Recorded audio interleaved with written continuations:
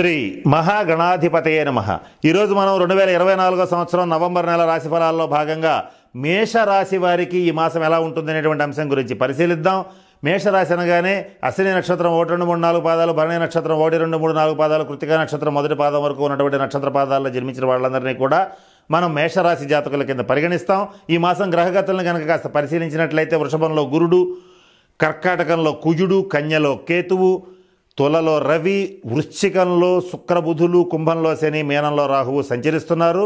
వీటితో పాటుగా రవి శుక్రుల యొక్క స్థానాల మార్పు అనేటువంటిది ఈ మాసం జరుగుతోంది. ఈ మాసం ప్రత్యేకత ఏమిటంటే రవి కుజులు వాళ్ళ నీచ స్థానాల్లో సంచరించడం అనేటువంటిది కూడా ప్రధానమైనటువంటి ఫలితాలను నిర్దేశిస్తోంది. ఈ గ్రహ గతుల్ని కనుక పరిశీలించి చూసినట్లయితే మేషరాశి వాళ్ళకి అధిక భాగం ఊహించని శుభ పరిణామాలు రాబోతున్నాయి. మంచి శుభ ఫలితాలు ఉంటాయి. కానీ కొన్ని సందర్భాల్లో కొన్ని రంగాల వాళ్ళకి కొంతమందికి మాత్రమే రవి కుజుల నీచ స్థితికి సంబంధించినటువంటి కొన్ని ఇబ్బందికరమైన పరిణామాలు వస్తాయి. అది ఎవరికి వస్తాయి, అలాగే ఈ రవి కుజులకు సంబంధించినటువంటి శాంతి పరిహార క్రియలు ఏం చేసుకోవాలి, ఇటువంటి అనేక అంశాల గురించి ఈ వీడియో చివరిలో మీకు నేను తెలియజేయడానికి ప్రయత్నం చేస్తాను. కనుక ఈ వీడియోలో చెప్పేటువంటి పరిహారాలను కనుక చేసుకునేటట్లయితే అధిక భాగం శుభ ఫలితాలు మేషరాశి వాళ్ళకి వస్తున్నాయి. కనుక ఈ పరిహారాలు కూడా చేసుకుంటే మరిన్ని శుభ ఫలితాలు పొందగలుగుతారు.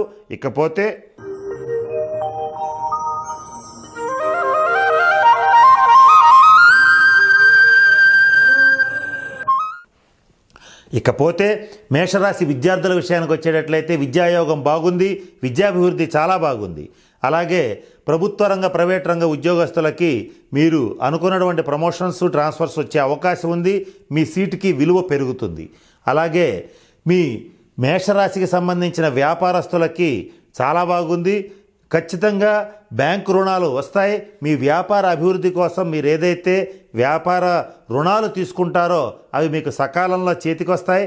వాటి ద్వారా మీరు మీ వ్యాపారాన్ని ఇబ్బడిముబ్బడిగా పెంచుకోగలుగుతారు. కొన్ని బ్రాంచీలను కూడా కొత్తగా ఓపెన్ చేయడం అనేటువంటిది జరుగుతుంది. మేషరాశి రాజకీయ నాయకుల విషయానికి వచ్చేటట్లయితే మంచి శుభ ఫలితాలు గోచరిస్తున్నాయి. ప్రజల్లో మీ యొక్క ఇమేజ్ బాగా పెరుగుతుంది. అలాగే అధిష్టానంలో మీ యొక్క విలువ తెలుస్తుంది. ఇటువంటి శుభ పరిణామాలు గోచరిస్తున్నాయి. రాజకీయ నాయకులకి ఈ మాసం మంచి అనుకూలమైన మాసం అని చెప్పవచ్చు.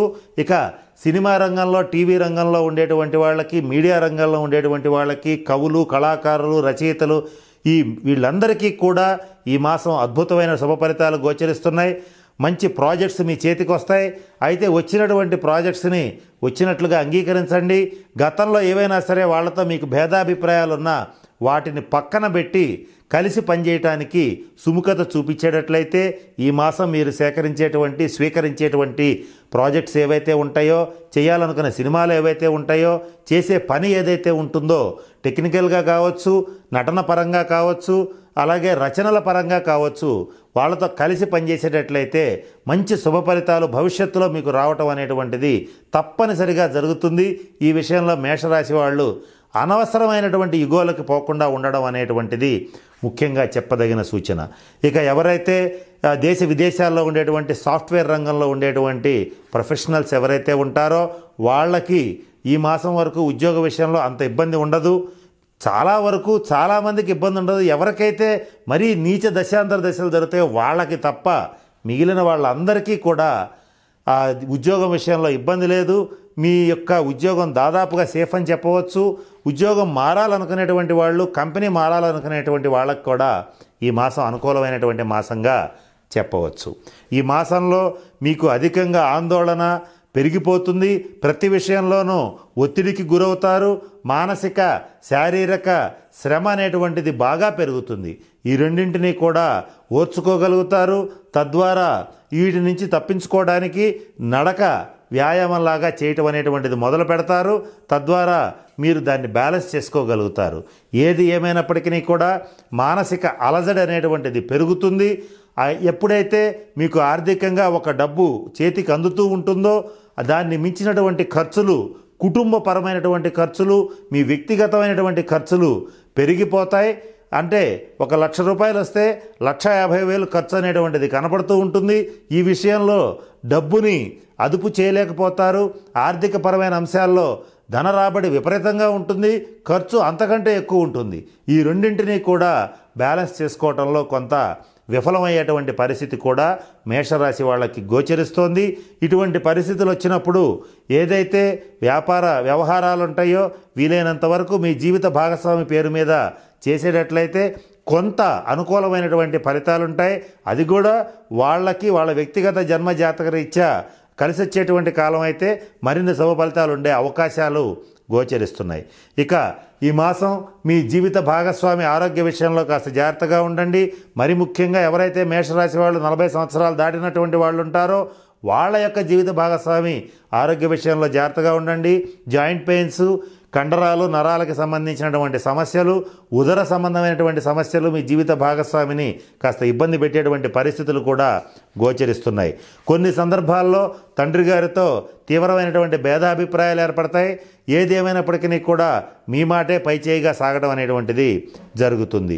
కొన్ని సందర్భాల్లో మేషరాశి వాళ్ళకి స్త్రీ మూలకమైనటువంటి తగాదాలు, స్త్రీ మూలకమైనటువంటి ఇబ్బందులు వస్తాయి. కొన్ని అపవాదులు ఏర్పడేటువంటి పరిస్థితులు ఉంటాయి. వీలైనంత వరకు తాడి చెట్టు కింద కూర్చుని పాలు తాగినా కూడా కళ్ళు తాగారని అంటారు, కానీ పాలు తాగారని అనరు. కనుక స్త్రీ మూలక వివాదాల జోలికి పోకుండా ఉండడం అనేటువంటిది ముఖ్యంగా మేషరాశి వారికి చెప్పదగిన సూచన. మీ అభిప్రాయం మంచిది కావచ్చు, మీరు మంచి ఆలోచనతోనే ఏ పని చేసినా కూడా తప్పనిసరిగా కొన్ని భేదాభిప్రాయాలు, కొన్ని అపవాదులు వచ్చే అవకాశాలు ఉన్నాయి. కనుక స్త్రీ మూలకమైనటువంటి విషయాల్లో జాగ్రత్తగా ఉండటం అనేటువంటిది ముఖ్యంగా చెప్పదగిన సూచన. కోర్టు కేసులు, మధ్యవర్తి పరిష్కారాల రీత్యా మీరు మంచి ఫలితాలు రావాలి అని అనుకుంటే ఈ మాసం ప్రథమార్థంలోనే అవి వచ్చేటట్లుగా చూసుకోండి. మధ్యవర్తి పరిష్కారాలకు వెళ్ళండి. ద్వితీయార్థంలో మీరు అనుకున్నటువంటి మంచి ఫలితాలు రావు. పెద్ద మనుషులు అనబడేటువంటి వాళ్ళు న్యాయాన్ని, ధర్మాన్ని అతిక్రమించి వాళ్ళకి తోచిన తప్పుడు తీర్పులు ఇవ్వటం అనేటువంటిది మీకు ఒకంత ఆగ్రహానికి గురి చేస్తుంది. మీరు అటువంటి తప్పుడు తీర్పులు కనుక పెద్ద మనుషులు ఇచ్చేటట్లయితే వారి మీద తిరగబడతారు. నీది తప్పు అని 10 మందిలోనూ వేలెత్తి చూపించి తగిన బుద్ధి చెప్పేటువంటి పరిస్థితి కూడా ఈ మాసం గోచరిస్తోంది. ఏది ఏమైనప్పటికీ కూడా ఎక్కువ మందితో భేదాభిప్రాయాలు పెంచుకోవడం అంత మంచిది కాదు. వీళ్ళు రహస్య శత్రువులుగా మారి కాలాంతరంలో మిమ్మల్ని దెబ్బతీసే అవకాశం ఉంటుంది. కనుక ఈ విషయంలో మేషరాశి వాళ్ళు తగాదాలకు పోకుండా, ఇగోలకి పోకుండా, అలాగే అహాన్ని సంతృప్తి పరచుకోవడం కోసం అనవసరమైనటువంటి కేసులు పెట్టడం, లేదా కోర్టులకు వెళ్ళడం, లేదా తగాదా ఆడటం, ఘర్షణ పట్టడం ఇటువంటివి చేయకుండా ఉండటమే ముఖ్యంగా మంచిది. చేసేటట్లయితే ఆర్థికంగా నష్టపోతారు, మానసికంగా ఇబ్బంది పడతారు. ఈ విషయంలో మేషరాశి వాళ్ళు తగిన శాంతి పరిహార క్రియలను జరిపించుకోవడం అనేటువంటిది మరి ముఖ్యంగా చెప్పదగిన సూచన. మరిన్ని శుభ ఫలితాల కోసం మేషరాశి వాళ్ళు రవికుజులకు సంబంధించినటువంటి శాంతి పరిహార క్రియలను జరిపించుకునేటట్లయితే అనేక రకాలైనటువంటి ఇబ్బందుల నుంచి బయటపడగలుగుతారు.